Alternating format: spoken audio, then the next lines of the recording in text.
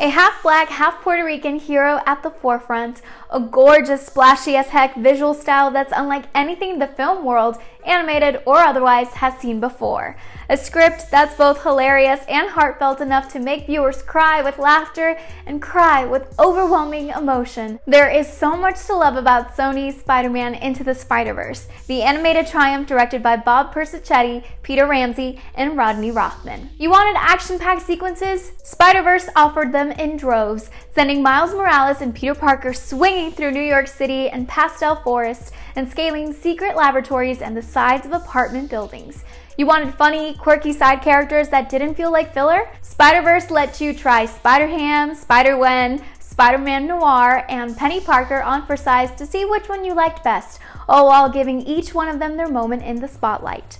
You wanted some self-referential humor? Well, Spider-Verse gave it to you in the first few minutes, poking fun at the grooving and shaking sequence from Spider-Man 3 that we're still not certain wasn't an elaborate fever dream that the entire universe experienced collectively. This is all to say that Spider-Man Into the Spider-Verse has it all. One thing it doesn't have though, something that's shiny, substantial, and so well-deserved, is an Oscar. And boy, is this film worthy of it. That golden statue, that win for Best Animated Film at the upcoming 91st Annual Academy Awards.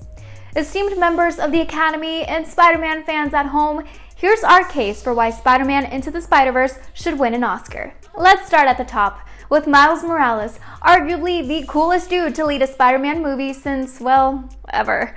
Voiced by Shameik Moore, Miles is a Brooklyn-based teen with a penchant for singing along to his favorite rap songs, like Sunflower by Post Malone and Sway Lee, and skipping around the city, slapping stickers on stop signs, and spray painting signs and symbols on any bare spot on a wall that strikes his interest. His secret activities set to The Choice Is Yours by Black Sheep. The son of Black police officer Jefferson Davis and Puerto Rican nurse Rio Morales, he represents modern America, a melting pot, a mix of many cultures, and chats up his friends in English and Spanish as he makes his way to school, an elite boarding school that he's not super comfortable with attending because he is, at his truest, just a teen who's still figuring himself out. As if he couldn't get cooler, more relatable, and more likable. And speaking of cool, relatable, and likable characters, Spider-Man Into the Spider-Verse includes a treasure trove of wonderful guys and girls that take that already great story and bolster it into new heights. There's the Jake Johnson voiced Peter Parker from the alternate dimension where Spider-Man didn't die in his mid-20s.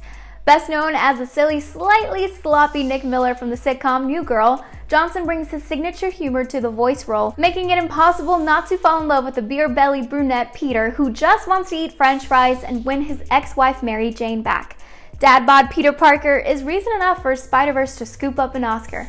Just saying. Then there are all the Spider people. Spider-Gwen, voiced by Hailee Steinfeld, Spider-Man, voiced by John Mulaney, Penny Parker, voiced by Kimiko Glenn, and Spider-Man Noir, voiced by Nicolas frickin' Cage, who are thrust into Miles' world after Wilson Fisk's particle accelerator explodes and sources several Spideys from different dimensions to exist in just one. They could easily have ditched Miles, who was trying his hardest to honor his promise to the fallen Peter Parker and protect New York as the new Spider-Man, and come up with a game plan to get back to the respective universes, but instead, the Spider people banded together and didn't give up on Miles. Sure, they had their doubts about whether it was safe for Miles to embark on the mission to disable the particle accelerator alone, but ultimately they believed in his abilities and never discredited his status as a Spider-Man. And that's something so special, something that honors what Spider-Man creator Stan Lee believed about the character.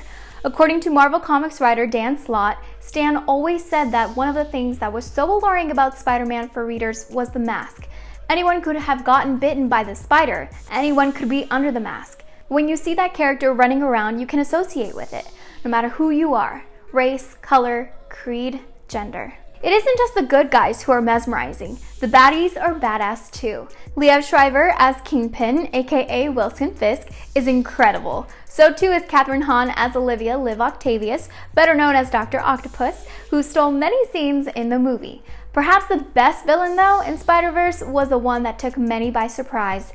Aaron Davis, Miles' uncle who turns out to be the Prowler, one of the Kingpin's enforcers. The scene in which Aaron and Miles face off on top of Aunt May's roof, the young boy looking up at his uncle who has no idea that it's him underneath the mask, was incredibly moving.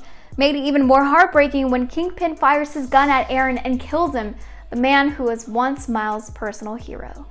And that brings us to the story of Spider-Man Into the Spider-Verse. Historically, the Academy has honored animated films that focus on family. Rightfully so, as tales of mothers and daughters, fathers and sons, histories and legacies, and traditions passed down through the generations are ones with which everyone can connect to.